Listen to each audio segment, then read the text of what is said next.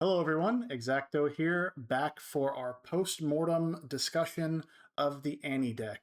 We played 5 matches with Annie. Our record ended up being 4 wins and 1 loss. Our 1 loss being to Master Yi, and our wins being against LeBlanc, Vex, Yasuo, and Lily. A nice, varied collection, different champions that we played against. So let's talk about it. Let's talk about the deck analysis. Overall, would I recommend this deck? Anybody's watching the videos probably knows the answer to this already. Yes, I loved this Annie deck. I felt, even though we lost 0-2 to Master Yi, I felt that we were in contention in every game. There was no game where I felt like I was just entirely outclassed. The deck has play against every situation, and it is a genuinely fun deck to play. So I would recommend this for people looking to start out in a deck. I guess the only drawback would be you have to get your hands on a Proving Grounds box set to get access to the Annie Legend and the Annie Champion card. Let's talk about the cards themselves. With the units, Overzealous Fan, the other two, Overzealous Fan, Inferna, and Traveling Merchant. The two, Overzealous Fan and Traveling Merchant, very good as openers. Inferna is your best opener because she attacks as a 3.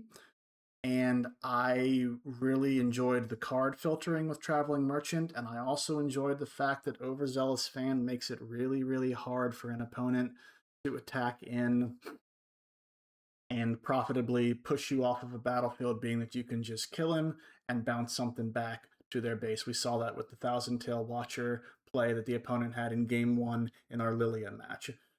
We had Flash in our hand for the other battlefield in case he went over there, but it just gives you a lot of defensive posturing in a deck that wants to be aggressive. You want to have something like this to play on defense.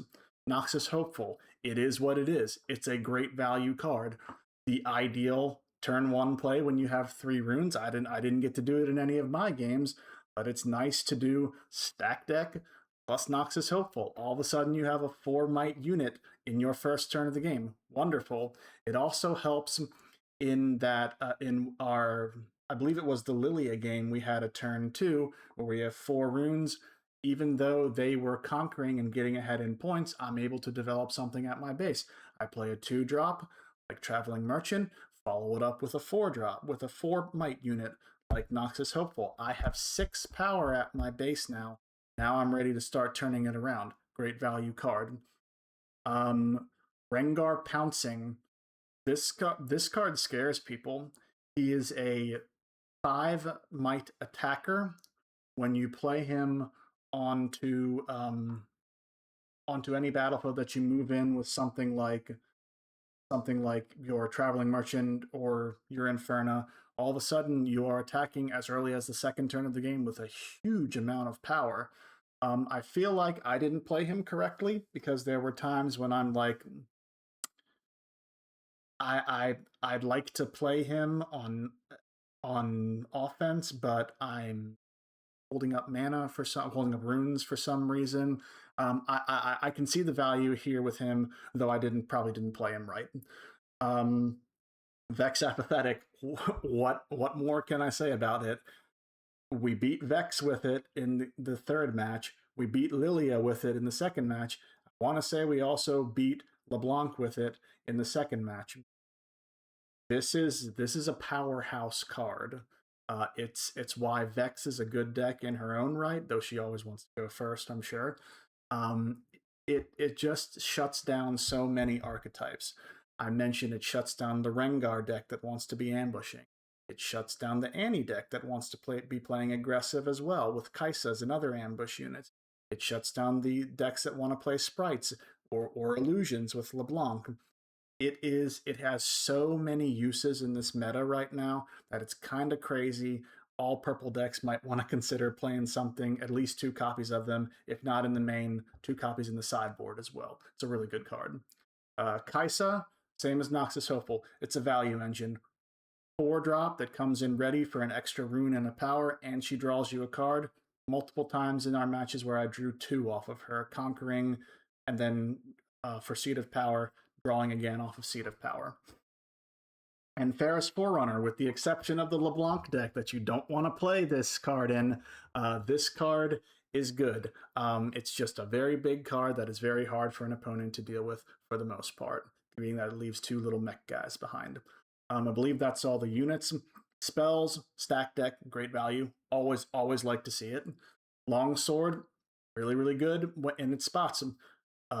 Instant speed, +2 to your unit, makes it so opponents have to consider that when they're attacking in, otherwise would profitably trade here.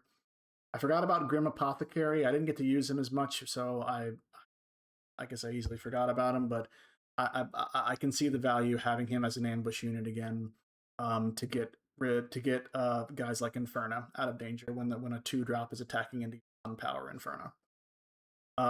Cleave overperformed for me. This is a really good card to have when I flash back my units, and then on my turn, all of a sudden, I'm attacking for 3 more power, push you off the battlefield. It definitely was an overperformer. Consequent to that, underperformer was Abandon. I didn't like this card, or I didn't have an opportunity to really use it. Nobody came up with that as playing a big spell like Singularity, or the spell that Victor plays that gives all of his guys the ability to kill you with 1 damage. I guess that's the idea why you keep something like that in there. Never came up for me though. So I guess in my personal experience, didn't really care for it as much. Starcrossed, I got one time the loop going a little bit with Annie plus Starcrossed, where you can continually bounce Annie and take their guy back to their hands. It was okay. It's very expensive to do, 7 runes plus 2 power every turn, but I can definitely there were multiple matchups where I'm like, Starcross is a great card to have here to stop them from attacking me on offense and push them off when they're on holding the battlefields themselves. And of course, Flash. Flash was exactly as I wanted it to be. A retreat spell that Annie gets to take advantage of with her 2 free runes untapped every turn. Makes it so they have to commit resources to push me off a battlefield. I get to retreat, and then I get to attack with all my attack-oriented cards on my turn. I loved it. Very good card. And I think that's pretty much the highlights here. The sideboard, Kha'Zix was really the big performer here. A lot of decks want to attack in with 1 unit. Kha'Zix makes it really hard for them to profitably trade with that. He comes in, he's a huge unit if they're attacking by themselves. Great option here. The battlefields were great. I liked the order in which they play them. Seat of Power turn 1, Arena's Greatest when you're on the play, Zon Warrens when you're on the draw. They were just pretty good value every single time. So what did we learn from it? Annie is shut down, or at least extremely hampered, by Vex Apathetic. Watch out for that if you're playing this deck. Also, in our loss against Master Yi, their units were just better than ours most of the time. When they have access to multiple pump spells, you really want to be, I guess, going first, so you can control those battlefields, make them move in, spend their pump spells while you retreat and live to fight another day. But it ended up to where if I'm attacking in against a Master Yi, Annie is at an extreme disadvantage here because they get the +2 power from the Master Yi legend, and they have access to all those nasty pump spells, the Punch First, the Disciplines, maybe even the On Guards. It's not a great situation. So Annie, in general, I'm speaking here, Annie wants to be the hammer in the matchup. She wants to be the one setting the pace. You are able to play from behind. It's not, like we saw in the Lilia game, it is not the end of the world if the opponent jumps out to a 2-point lead or so against you. You are able to turn things around by playing it patiently, playing some units at your base, setting up a profitable attack in the next turn, but Annie wants to be on offense if possible. So, all in all, again, fantastic deck. I loved my time with it.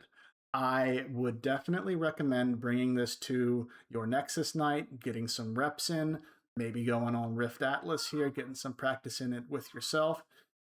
Red and purple, they're just great value colors, and Annie has a great legend ability, giving you 2 runes at the end of turn. Just a great, great value engine. So, that is the end of Annie. Join me next time, and we will be taking a look at another exciting meta deck, Azir, Mr. Equipment Man himself. So if you like the series so far, if you like the content here, please remember to like, comment, and subscribe. I will see you all in the next video. Thank you for stopping by.